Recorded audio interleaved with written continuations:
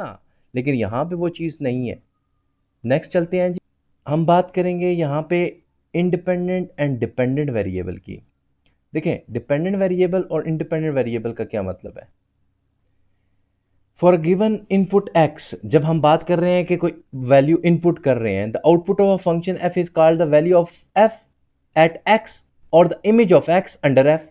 Sometime we will want to denote the output by single letter. तो हम जो F of x है, जो आउटपुट आ रही है, उसको हम क्या किया करेंगे, वाई से भी रिप्रेजेंट कर सकते हैं। This equation express y as a function of x, the variable x is called the independent variable. अब इस केस के अंदर मैंने अभी बताया ना कि हम अपनी आसानी के लिए एफ ऑफ एक्स को बाज़ औक़ात एक सिंगल वेरिएबल से डिनोट कर लिया करेंगे, से वो वाई है। तो इन दैट केस आपके पास जो x है वो इंडिपेंडेंट है, क्योंकि y आ रहा है x की वजह से, ठीक है। तो x किसी पे डिपेंड नहीं कर रहा, y डिपेंड कर रहा है, y x पे डिपेंड कर रहा है, लेकिन x किसी पे डिपेंड नहीं कर रहा। तो इसका मतलब ये हो गया कि आपके पास जो x है वो इंडिपेंडेंट वेरिएबल होगा और y जो है वो आपके पास डिपेंडेंट वेरिएबल होगा। This terminology is intended to suggest that x is free to vary, but that once x has specific value, a corresponding value of y is determined. For now, we will only consider function in which the independent and dependent variable are real number. अब ये जो आपके पास dependent variable और independent variable हैं, ये दोनों real, यानी कहने का मतलब ये हो गया कि हमने आइंदा के बाद जो भी फंक्शन डिफाइन करना ना कैलकुलस एनालिटिकल ज्योमेट्री में, उसमें हमारे पास जो फंक्शन हुआ करेगा वो सिर्फ और सिर्फ रियल नंबर से हुआ करेंगे। हम एक छोटी सी एग्जांपल लेते हैं। मिसाल के तौर पर आपके सामने ये एक टेबल डिफाइन किया है जिसमें एक्स की कुछ वैल्यूज़ हैं और उसको कोरस्पॉन्डिंग वाई की कुछ वैल्यूज़ हैं। अब ये हमें वैल्यूज़ क्या बता रही हैं, ठीक है, या इसे हम किस तरीके से लिखा पढ़ेंगे। एफ ऑफ जीरो का मतलब है, f of zero is equal to three का मतलब है f associate y is equal to three with x is equal to zero, ठीक है। अब एफ ऑफ वन को हम ये f associate y is equal to four with x is equal to one, और f of two is equal to minus f associate y is equal to minus one, यानी f associate कर रहा है किसको, x को, x की value to को किसके साथ, वाई की वैल्यू माइनस वन के साथ। तो इसका मतलब यह है कि अगर इस टेबल को मैं एरो डायग्राम से रिप्रेजेंट करना चाहूँ तो बड़ी आसानी से कर सकता हूँ कि आपके पास ये x वैल्यूज़ हैं और ये आपके पास y वैल्यूज़ हैं। x वैल्यूज़ क्या थी, 0 1 2 3, और यहाँ पे क्या था 3 4 -1 6। तो 0 एसोसिएट हो रहा है किसके साथ, ये x और y के दरमियान जो रिलेशनशिप है ये f है। 0 3 के साथ, 1 4 के साथ, 2 किसके साथ, -1 के साथ, और 3 किसके साथ, वो 6 के साथ। तो कहने का मतलब ये हो गया कि ये आपके पास रिलेशनशिप आ गया x एंड y का, ठीक है। अच्छा, अब नेक्स्ट चीज़ क्या आ जाती है, एक और एग्जांपल हम देखते हैं। ये आपके पास एक इक्वेशन है y is equal to three x square minus four x plus two has the form y is equal to f x in which the function f is given by the formula. अब यहाँ पे ये जो आपके पास function है, ये इस formula, इसको आप यू भी लिख सकते हैं f of x equal to, क्योंकि मैं असल में ना डिफरेंट वैल्यूज़ कंस्ट्रक्ट कर सकता हूँ। यहाँ पे मैं सिर्फ समझाना ये चाह रहा हूँ कि अगर y लिखा होगा तो y को आप एफ ऑफ एक्स लिख सकते हैं, और अगर आप एफ ऑफ एक्स लिखा होगा तो एफ ऑफ एक्स लिखा होगा तो उसको y लिख सकते हैं। अब हम क्या करते हैं कि डिफरेंट वैल्यूज़, इसी एग्जांपल के अंदर डिफरेंट वैल्यूज़ ऑफ एक्स के करस्पॉन्डिंग हम फाइंड आउट करते हैं एफ़ की वैल्यू। फॉर एग्जांपल जीरो के करस्पॉन्डिंग एफ़ की वैल्यू फाइंड कर रहे हैं, तो three zero square minus four zero plus two is equal to two आ गया, यानी एफ एस क्या कर रहा है, f associate y is equal to two with x is equal to zero. और इसी तरीके से एफ ऑफ -1.7 की वैल्यू 17.47, और इसी तरीके से एफ ऑफ √2 की वैल्यू 8 -4√2 आ गई, ठीक है। यानी f associate y is equal to 8 -4√2 with x is equal to √x, यानी जब x की वैल्यू √2 सब्स्टिट्यूट करेंगे तो हमारे पास y की वैल्यू 8 -4√2 x आएगा, ठीक है।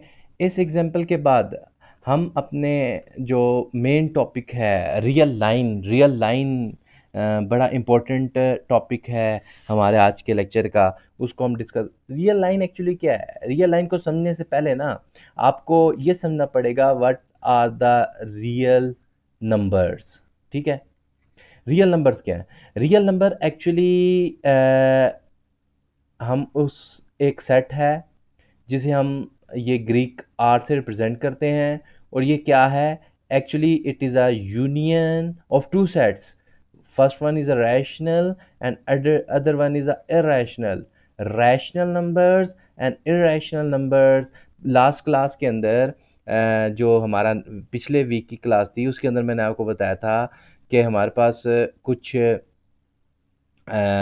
प्रॉपर्टीज़ के ज़रिए हमने सेट डिफाइन किए थे, set of natural number, set of integers, set of rational and set of irrational. तो वही यहाँ पे बात है कि रैशनल और इरेशनल अगर दोनों को कंबाइन कर देंगे ना, तो आपके पास जो नंबर बना जो सेट नया बनेगा ना, उसको हम सेट ऑफ रियल नंबर बोलेंगे, उसको सेट ऑफ रियल नंबर बोलेंगे। अब अगली बात, जब सेट ऑफ रियल नंबर हमें पता चल गया ये है, तो अब सेट ऑफ रियल नंबर से हम रियल लाइन को कैसे डिफाइन कर सकते हैं? देखें, रियल नंबर का मतलब है इसमें फ्रैक्शनल पार्ट भी आएंगे, नॉन फ्रैक्शनल पार्ट भी आएंगे। तो अब रियल का तो समझ आ गया, रियल नंबर्स का। अब हम ज़रा लाइन को एक दफ़ा देख लेते हैं। What are the line? Line actually इसकी डेफिनेशन जो हम अगर करें ना, तो लाइन क्या है?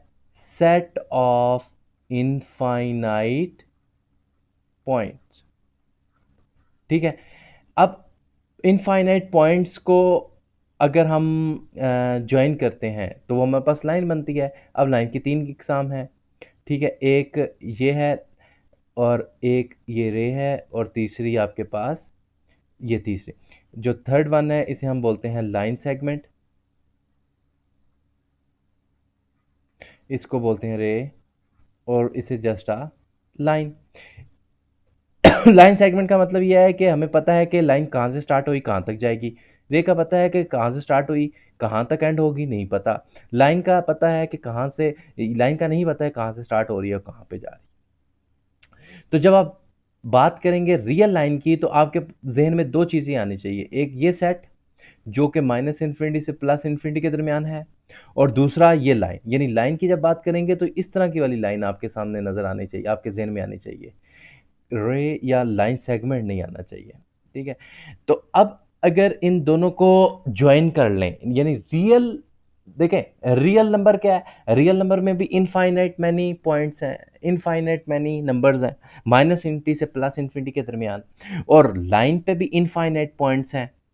अब अगर लाइन हर इनफाइनाइट पॉइंट के करस्पॉन्डिंग एक रियल नंबर असाइन कर दिया जाए, यानी ये एक तरफ लाइन है, ठीक है, हर लाइन के हर पॉइंट के करस्पॉन्डिंग एक रियल नंबर असाइन कर दिया जाए, एसोसिएट कर दिया जाए, तो आपके पास जो चीज़ बनेगी इसको हम क्या बोलेंगे? रियल लाइन बनेगी। यानी आसान अल्फाज में बात करें तो real line is a line which is associated with the set of real number.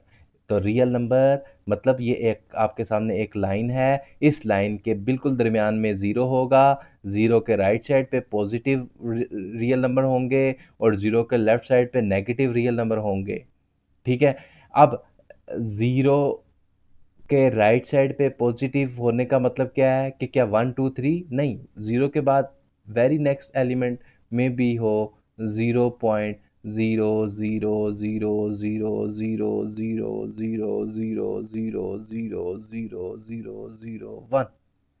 ठीक है, और इसके लेफ्ट साइड पे आपके पास क्या मिलेगा? नेगेटिव ही मिलेगा, लेकिन वो क्या होगा? -0.0000000000001।